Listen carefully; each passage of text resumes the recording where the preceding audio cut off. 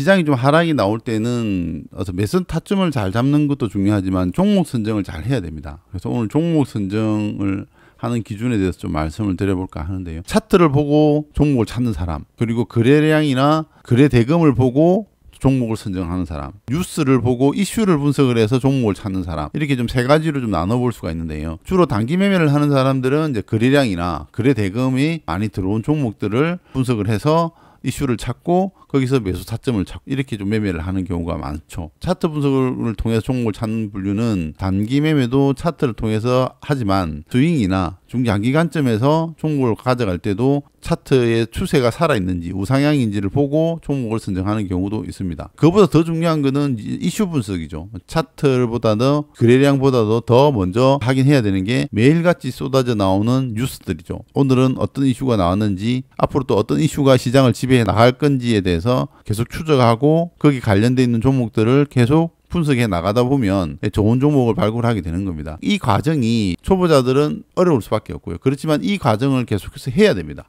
차트 분석이라고 하는 것은 거래량과 거래 대금, 차트의 패턴, 그리고 이슈, 아침에 일어나면 제일 먼저 하는 게 해외 증시나 밤 사이에 어떤 일이 일어났는지에 대해서 이슈를 먼저 분석을 하는 거죠. 그 이슈에 관련되어 있는 종목들이 어떤 종목이 있는지, 전일 거래량이나 차트의 패턴을 가지고 종목을 찾아놨던 종목들이 현재의 이슈와 어느 정도 맞아 들어가는지를 계속 추적해 나가는 거죠. 앞전 영상에서 HMM에 대해서 손절을 했는데, 손절하고 난 다음에 이제 급등이 나왔다고 하시는 분도 있고, 이 종목을 왜 선정했는지에 대해서 궁금해하다는 분도 계셨고, 종목 선정하는 기준에 대해서 좀 알려달라는 분이 있어서 오늘 이제 이 영상을 찍는데요. 여기서 매수를 했죠. 이 구간에서 여기서 매수하고 종가에 매수하고 그 다음날 바로 매도하고 나왔는데, 그럼 이렇게 왜 매수를 했냐 그러면 이 전고점을 돌파하건 이후에 정확하게 꼬리가 달린 5일선에서 지지를 받은 걸 볼 수가 있겠죠. 그럼 여기서 내려왔을 때 제가 매수할 때가 이게 아마 음봉이죠.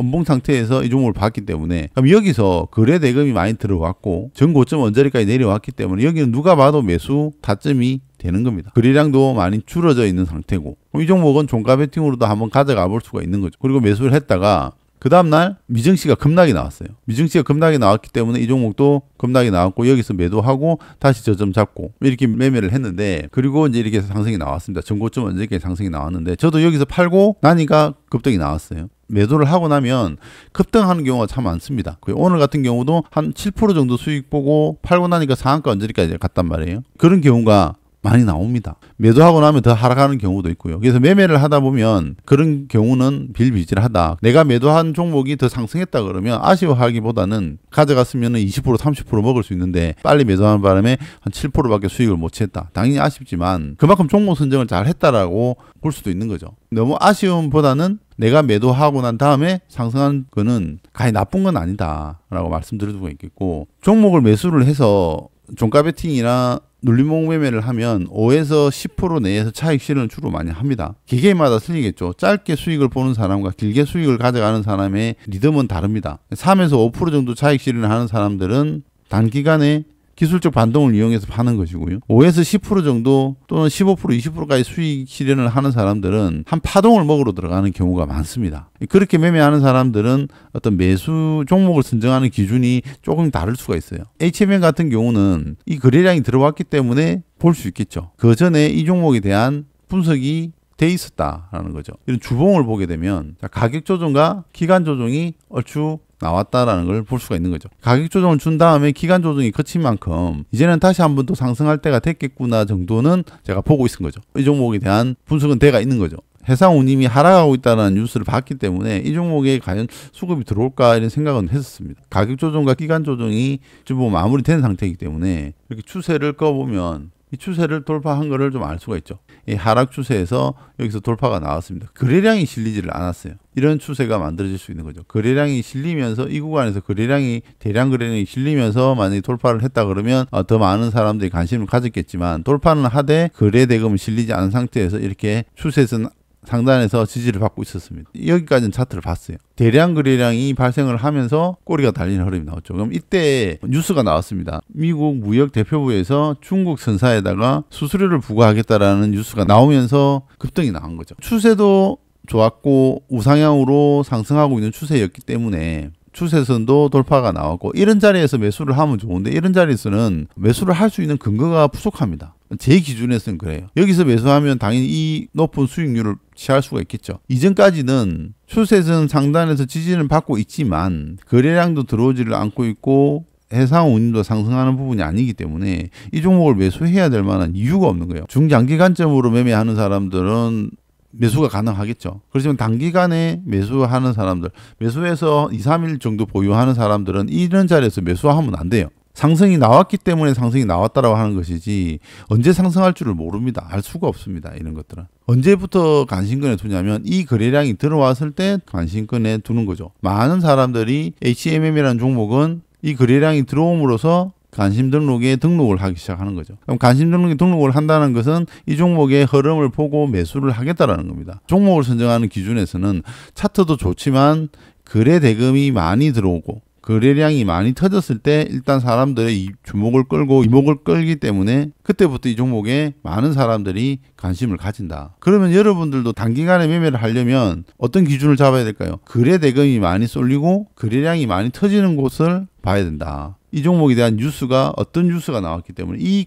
대량 거래량이 발생했을 때는 분명히 이유가 있을 거잖아요. 조금 전에 제가 말씀드렸지만 미국 무역대표부에서 중국 선사에 대한 해상운임 서비스에 수수료를 부과하겠다라는 뉴스가 나오면서 사람들의 매수세가 몰려들어온 거죠. 기관과 외국인들의 매수세가 강하게 들어온 거죠. 그럼 반대로 뒤집어서 생각해보면 거래 대금이 터지고 거래량이 많이 터진다는 것은 많은 사람들이 관심을 가진다는 의미가 되는 것이고 우리가 알지 못하지만 뭔가 좋은 호재가 터질 수도 있다라고 보는 거죠. 그러면 이 종목이 갑자기 죽어있던 종목이 가격 조정과 기간 조정을 거친 상태에서 대량 거래량이 발생을 하면 뭐부터 봐야 될까요? 포털 사이트에서 검색을 먼저 해보는 거예요. 이 종목이 왜 오늘 거래량이 거래 대금이 쏠리는지를 분석을 해보는 거죠. 그럼 거기에 합당한 이유가 나왔다 그러면 그 뉴스가 연속성이 있는지를 확인하는 거죠. 그리고 이 종목을 이제 그때부터 계속 추적 관찰을 하는 겁니다. 생각보다 잘 버티고 있는 거죠.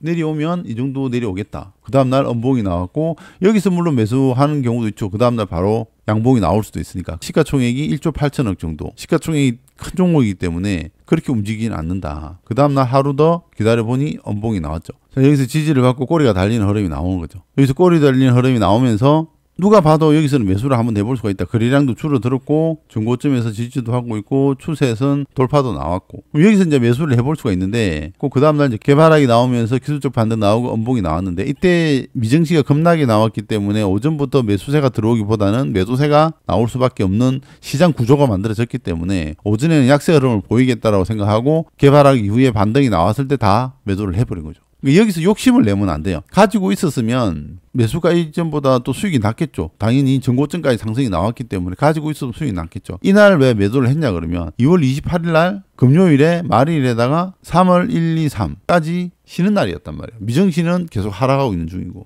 만약에 다음 날이 장이 열렸다 그러면 비중 조절해서 손절을 안 하고 가져갈 수도 있겠죠. 그러나 3일 동안 어떤 일이 일어날지를 모르기 때문에 리스크 관리 차원에서 매도를 했다라는 거죠. 그리고 상승이 나왔습니다. 물론 상승이 나온 건 아쉽지만 이 매매를 했던 과정에 대해서 잘 우리가 한번 되짚어 볼 수가 있는 거예요. 이거는 결과론이잖아요. 긴 시간 동안 가격 조정과 기간 조정을 충분히 거친 상태에서 대량 거래량이 발생을 하고 이렇게 급등이 나왔기 때문에 눌림목에서 우리가 매수 타점을 잡아 들어가는 거는 할 수 있다. 시장에 대한 변수도 체크를 해야 된다는 거죠. 시장이 쭉쭉쭉 하락하면 안 되는 거기 때문에 물론 소액으로 매수하느냐 또 비중을 크게 매수하느냐에 따라서 달라질 수가 있겠죠. 여러분들이 사전에 생각을 하고 종목을 봐야 된다. 그래서 어떤 한 가지 방법만 가지고 매매하는 게 아니라 캔들 거래량 이평선 지지와 저항 이런 것들도 우리가 다 분석을 해서 봐야 되고 이슈 분석도 해야 되는 거고 기관과 외국인들의 메이저의 수급도 분석을 해야 되는 거예요. 이런 수급들을 보면서 이 사람들을 왜 매수했는지 시장이 하락함에도 불구하고 메이저들이 왜 이 종목을 매수했는지에 대해서도 우리가 분석을 해야 되는 거죠. 그래서 종목을 분석하는 기준은 참 많습니다. 종목 선정하는 것도 참 힘들고요. 장세에 따라서 어떻게 종목 분석을 하느냐에 따라서 좀 차이가 나는 거거든요. 종목 선정은 하나의 원인만 갖고 하는 게 아니다라는 걸 빨리 좀 아시고 차트 분석도 열심히 하셔야 되고 지금 시장의 장세 파악도 열심히 하셔야 된다. 그리고 기관과 외국인들의